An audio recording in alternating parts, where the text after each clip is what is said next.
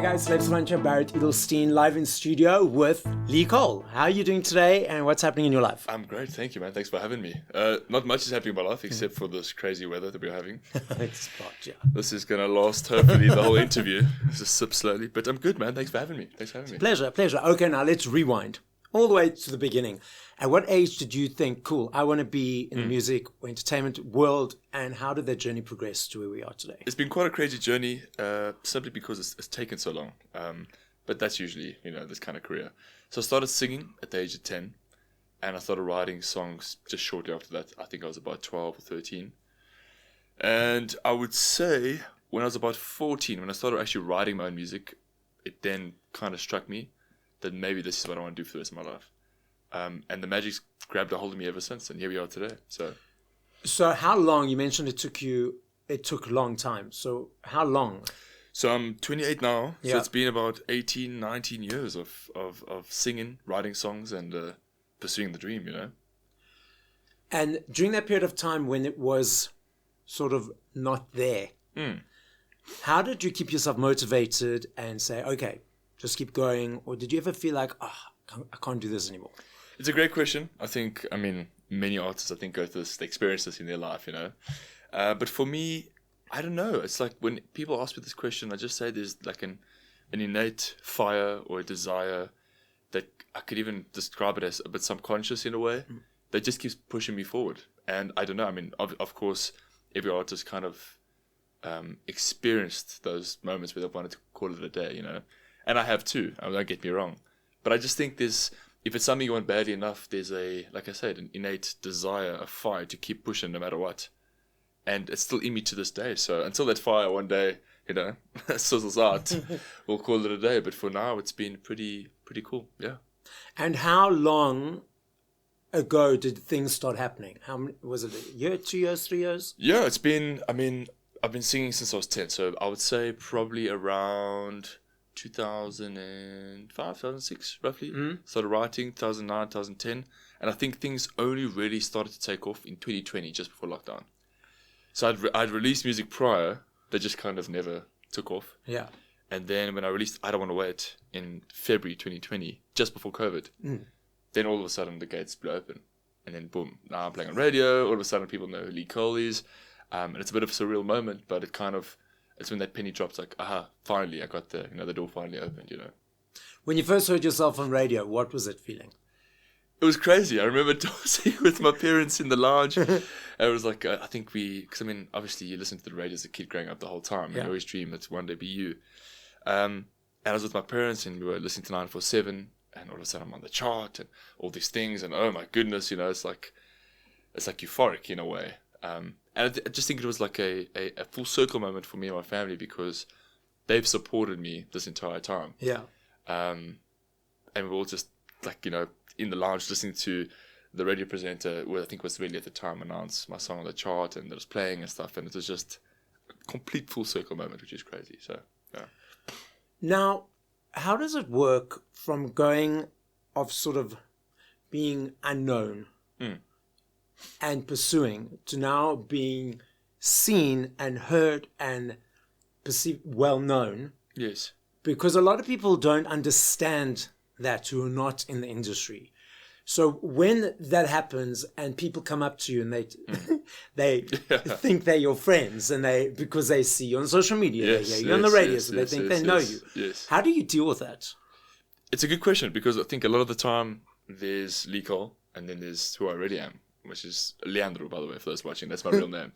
And I think with time, because I've been in the industry for so long, you kind of get really good at separating the two. And it's not necessarily being fake. It's just you are maybe not as open or a bit more reserved in terms of when you're in your private life. But when I'm with fans, they don't know me. And in reality, I don't know them. Yes. We just know each other through the connection that's music. So, yeah, I would say it's just a matter of, it's practice. It's practice. But at the same time, you don't want to come across as fake or false, but you can't let anybody in because ultimately you guys are strangers, So it's a bit of a weird situation that you find yourself in. But I think with time, you learn to better that. And do you ever have situations of people who want to come in who potentially are only coming in inverted commas because it's a legal. Oh, for sure. Oh, for sure. So how do you recognize the people that are doing that compared to the people who are authentic? So the one thing that I really think I'm really good at is judging people. And I think I know people off the cuff, off the bat, in terms of their intentions. And I mean, sure, you get it wrong sometimes. But like, for example, since I've, Lecol, the brand has kind of, come out into the open, there's been people from high school that I'd never spoken to a day in my life that I'm now telling people, we're best friends in high school and all this and all that. And so you get all this. And then you get people that my gut tells me that as soon as I meet them, I already know this guy's a shark or this lady's a shark or whatever. And I know I can kind of feel that maybe they've got ulterior motives. So, I mean, I'm never rude. I don't believe in doing that and being rude. I always believe in being kind to people. But I then know to kind of keep them at an arm's length, Yeah. And it's for your safety anyway. Yeah. Yeah. Yeah, because people are whacked out there. People are crazy, man. I'm sure you've experienced some of your own. Well. Okay, 100%. So what are your perceptions on social media? I hate social media with every inch of my being. But I also know that it's a necessary evil, especially in our careers. And we need it to be kind of get away from the fact that it's the best way and sometimes the only way to connect with people or an audience on a large scale, But I hate it for the reasons that you kind of always comparing yourself to people. I mean, I'm not the first person saying this, You're always on it. It's always draining your attention. And you kind of always feel pressure to show the best of your life on social media. Because no one wants to see you eat crackers at 1 o'clock in the morning, They want to see you in Cape Town on the mountain eating that lobster, Yeah. So, and that is kind of that contrast that social media creates. It's that inherent pressure to almost in a way constantly seek validation that I don't like. So when you say comparing, do you mean comparing to other people's lives that they're putting out there? And now they're on the yacht in Italy. 100%. Yeah. And even for an artist or for a soccer player, for a businessman, I mean, you're not the only artist on social media. You're not the only soccer player on social media. You're not the only accountant, then when you it kind of compares to people in your field, and they they might be slightly more ahead than you, and then it just creates unnecessary, And how many views did they get to this? Yes, and then you start worrying about silly stuff like that. You're like, Jesus, man, like let it go, cuz, like let's relax. Yeah. But yeah. So for me, it's I have my social media in order to have the Celeb Savant social media page. Yes. But pre to Celeb Savant, I was never on social media. I hate it. So if you look at my Barret Edelstein profile, there's no picture, there's no post, there's nothing. So when I do Celeb Savant, I'm only doing events, podcasts. I don't take pictures of whatever. Your salad or whatever. Yeah, 100%. No, but like it's just literally. Yeah. So I suppose for me, I'm lucky because my brand sort of separates me from. Yes, yeah. It distinguishes the two. Yeah. Big. So compared which is cool, but Lecol is Lecol. So 100%. Yeah, because of my face. It's not like I'm part of a band or anything. It's my face. It's me. But how would you find in terms of like your social media? Are you more private? Do you actually prefer a more private personal page or not at all? Is that what you said? Do you actually go on a personal page? No, so I don't. Oh, you don't? So nothing at all? I have my personal page, but there's nothing there. Oh, okay. I don't post anything. Okay. So I literally, when I've got my Celeb Savant, and I only post podcasts. So the one you're actually only active on is your Celeb Savant. Exactly. Okay. Exactly. Okay. Good on you, man. Good for you. I wish I was in your shoes. I really wish I was in your shoes. So I love this discussion and debate and conversation. I love me a CD. I still budget for my CDs. Okay. I love the aesthetic of holding something. Okay. I love the booklet, turning the pages. For me, it's an energy exchange. Say thank you to you guys for all the hard work you do.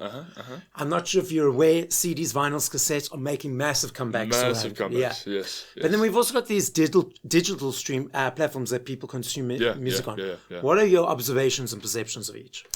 So I think there's merit to having both, if I can be honest. I'm also a big fan of the physical. It's just tangible. It's like it's almost like the artist's personal gift to you. Yeah. Or you feel that way in any sense.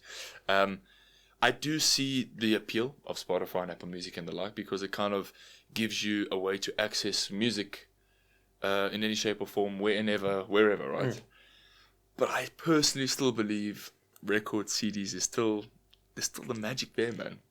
It's just something about it, I don't know, for me, yeah. But I mean, actually, so I didn't have a CD player for a while, and I got one in for my birthday in the end of last year. Okay.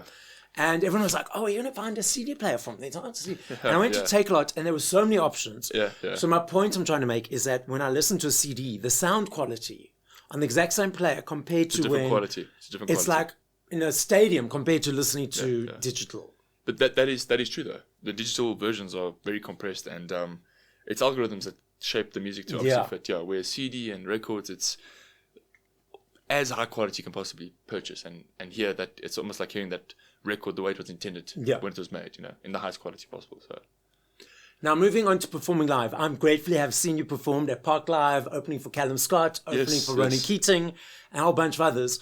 So first question, what do you enjoy about performing live? And what is the difference for you being at a festival, opening for another artist, and then having your own show? Sure, great questions. Okay, so let's answer the first one. The first one is what I love most about performing live. For me, because of the style of music that I do, and because of my vocal sound and my vocal tone, the reason why I love performing live is because I feel like to experience who Lee Cole is, live is the best way to do that. As much as I love making music and writing music and releasing records and stuff like that, when I'm live, I feel like you get me in the most natural way, in the most organic way. You hear my voice in real time, in live, and I personally believe my voice is better live. So that is the one aspect I love about live performing, together with the running around on stage, doing splits, jumping, all that. I didn't see the splits. It's coming. Okay. It's on the updated show. Oh, okay. I'm kidding. So just, getting to move and also feeling the crowd's energy. Yeah. It's something that you can't do, obviously, over record. When you perform for somebody or open up for somebody and you do your own show, the dynamics are very different, because obviously when you're opening up for someone, it's not about you, but at the same time, you get to leverage the crowd that another artist has kind of brought forward, and you kind of get to suss out, analyze the energy in a way that's pretty cool, But when you do your own shows, it's different because they came to see you, so your attitude's different. It's a different energy. I can't explain it. Yeah. And festivals? Festivals are cool as well. So festivals is like a little hybrid between the two, because you're obviously not your show, but you're not opening up for anybody. Yeah. It's just you're on a time slot and you do it. I really like festivals. I feel like when people are not drinking too much and it's at a nice level, there's a really cool energy and it's the vibe, man. It's a vibe. Yeah. I've got a point of discussion around this. So I'm that person who's always up in front, as you've seen. Filming, so I'll take my phone out to film a couple of videos, couple of photos, and then I put my phone away because I like to be in the moment. I agree with you, man. And I see a whole batch of people around me have their phones out for 70, 80% of the time, posting, tweeting, video, photoing, whatever. From the person on the perception of the stage, potentially seeing 70 to 80% of the audience with their phones out, do you feel that it breaks the energy and connection and interaction, or it's just where society is? I don't think it breaks the connection, but it's where society is for sure. And from a performance standpoint, like when I'm on stage and I see a couple of people in the audience and I see them with phones, I don't think, put your phones away, just enjoy the moment. I actually think, okay, they are liking this moment so much that they're willing to take out their phone to record me in that moment so they could tell other people about it. Almost like a different shape or form of word of mouth, if that makes sense. So that's the way I see it. But I completely understand where you're coming from, because when I personally attend, not as Lee Cole as Leander, when I go to concerts and I see other artists perform, I don't like filming. I like recording in HD with my eyes, So, I think it depends on the artist. For me, it doesn't bother me that much. And to be honest, at a lot of my shows, not many people film too much, which is cool. So, yeah. Okay. Yeah. Now, your latest single, Blind, and you've had a number of other songs, releases and hits, is going to be accumulated to a body of work of an album. Yes. So I actually haven't released music in quite some time. And the reason for that is because I've really wanted to take my time in crafting the next narrative. Like, what is Lee Cole about? What is he going to sing about? And that sometimes takes time. But it's nerve-wracking because people don't hear from you, out of sight, out of mind, But that's primarily what I've been focusing on now, is just really getting a body of work that is, in its quality, undeniable. like whether you like Licol or not, whether it's your cup of tea or not, you can say, Japers, that's a great album or great piece of music. And that's kind of what I'm going for. And Blind is part of this next chapter that I'm trying to really just write about human experience. I believe, love is not the only thing that we experience as humans. There's a lot of things. There's anxiety, there's pressure from work, there's death, there's friendship, there's a whole variety of things that we experience in the daily. And I want this album to really encapsulate that. And I think Blind spearheads the trajectory of the album. Blind is about vulnerability, and it's about opening up and talking about social media and all that. We live in a day and age where no one wants to open up, After the first date, if he hasn't shown you his toes, you're like, oh, geez, I'm out. You know what I'm trying to say? It's those kind of things that we're dealing with in today's society. So I really wanted to write a song about that highlights that and showcases that. So that's what Blind's about, and I really hope the rest of the album connects to people in the same way. Okay, so from 0 to 3 to 4 minutes, when you're creating a song, you've already mentioned it's about what the world's going through, anxiety, love, etc., etc. But when you're sitting down to do that, is it easy every time? Do you do it by yourself or collaborate with others? Let's unpack Lee Cole's creative brain. Okay. So people, like you're saying, you ask me all the time, like how do you write music? So I've primarily written music alone my whole life, but this album was the first album that I think I was open to collaborating with other artists, just to get their perspectives. Sometimes you don't always have to use a different perspective, but it could sometimes nudge you onto something, a new chapter that you've never explored in your own head, So what I like to do is I like to start with the melody, and then I write lyrically, because for me the melody is king. For me it needs to attack your subconscious. If it's not attacking your subconscious, then consciously you're not going to be aware of the lyrics, So that is my process fundamentally. And to be honest, this album has been a couple of collaborators on the album. Blind is one of them. My brother actually helped me write the song. We just sat together. And that's, I can't, the creative process can be different for a lot of people. It can be very hard to describe sometimes, but for me, it's melody, lyrics, and then I sing. And if I sing on it and it's not making me move, then it gets scrapped. That's just the way it works. So how many songs do get scrapped? Plenty. Really? Plenty. But how do you know it doesn't move other people? If it's not it might not move you, but it might move other people. True. So I'll know if I like it or not. Okay. Even if I'm on the fence, but I play it for a couple of people and other people like. So that's one thing I don't want to wait toward me, is that when you have something special, you will know, because the feedback is unanimous across the board. Everyone takes off their headphones. I've got a select few people that I play stuff for that I trust their opinion. They take off their headphones and they're like, or they take it off and they're like, could be better, not your strongest. And then I know, and there's even sometimes where I play it for like 10 people and 5 will be like, this is amazing, and the other 5 will be like, I prefer this song. So I already know there's a really discrepancy in the data. I'm big on data in that way. And that's pretty much how I've gone about my whole career in terms of judging which song to release next year. Your brother plays drums when you tour. 100%. He's That's my drummer. right. Yeah, yes, yeah. Exactly. Now, I'm not sure if you're aware of NLP, Neuro-Linguistic Programming. Yes. So this is the way people process information. People are dominant in one, secondary in another, tertiary in another. Okay. So dominance means they'll be in that type for about 10 hours of the day. Secondary means they'll be like 2 hours of like being conscious and awake, and tertiary will be half an hour, if at all. Crazy. Okay? That's interesting. Okay. So we've got the 3 interpretations. Visual is visual, so creating pictures out of information. Audio is hearing the words, understanding the words, bring the sentence, etc. Okay. Kinesthetic is about energy, body language, tone of voice, all that kind of stuff. Now, focusing or discussing music specifically, because if you secondary, you might go into something else. Yes. When you listen to music, whether it's your own or about others, do you create a picture of what you're hearing? Do you hear the words, or is it about the energy and feeling? Oh, man. Kind of the saucy questions today. That's a good one. Okay, so you're asking, neuro-linguistically, when I hear a song or a piece of art, whatever, am I picturing an image in my head? Yes. Am I feeling a sensation, or am I feeling something about the song? Or am I listening to the words and definitely the feeling? Feeling. All day, every day. Yeah. Okay. Yeah. And now when you listen to music by other artists, are you able to relax and listen, or is your creative technical brain unpacking what they've created? Technical creative brain is unpacking completely. All the time? All the time. I can't switch it off.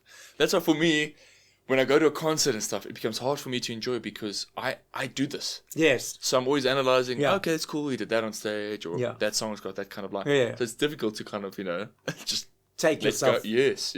So there should be a thirdly now. There should be a thirdly. Yeah. When I get home, I'm going to start molding him, call him Jeff, and just slowly, that's what I'm going to do. Absolutely. Okay, so what you mentioned the album. What are the short-term and the long-term plans moving forward? So short term, in the next two years, we're definitely going to release the album, and we're not going to release everything all at once.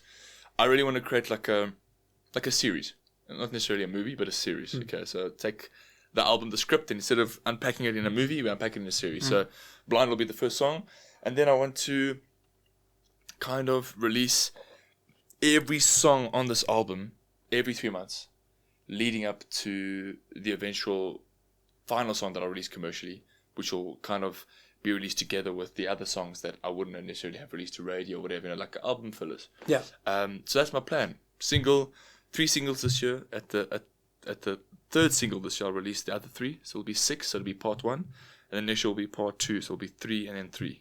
Okay. So all in all, over the next 2 years, it'll be 12 songs, part of this album, and it'll be called Nights Like These. That's the name of the album. So. And so how many songs are going to be the album? 12. 12. Okay. So 6 this year. Yes. 6 next year. So you're releasing all of them as singles?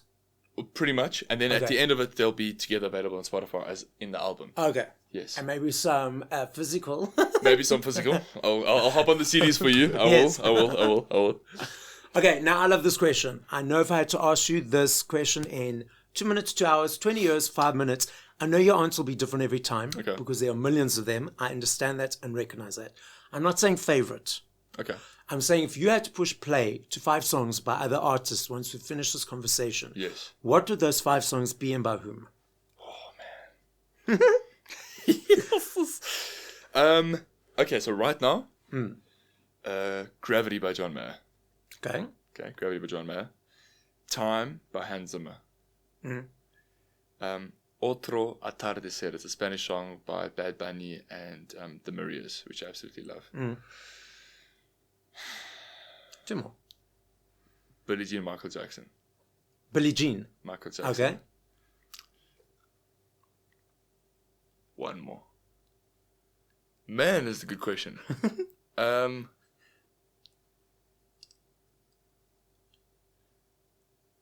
Maroon 5, This Love. Okay. Nice mix. Most of them on my list. I have to add a couple. Okay. So, the podcast is listened to throughout the world. As a final message, what would you like to say? What would I like to say? New music's coming out. I'm super excited. It's going to be great. And big things are coming. There's a lot actually coming that I haven't actually mentioned, but I'm just excited, man. I'm excited to do music and walk this journey with people. And I can't wait to see how the new stuff resonates with people. That's all I have to say. So stream, download, know what to do. And I'll see you on the next episode. Yeah. So guys, as Lee says, listen to it, go on the journey with them and experience the music. This is Celeb Savant signing out.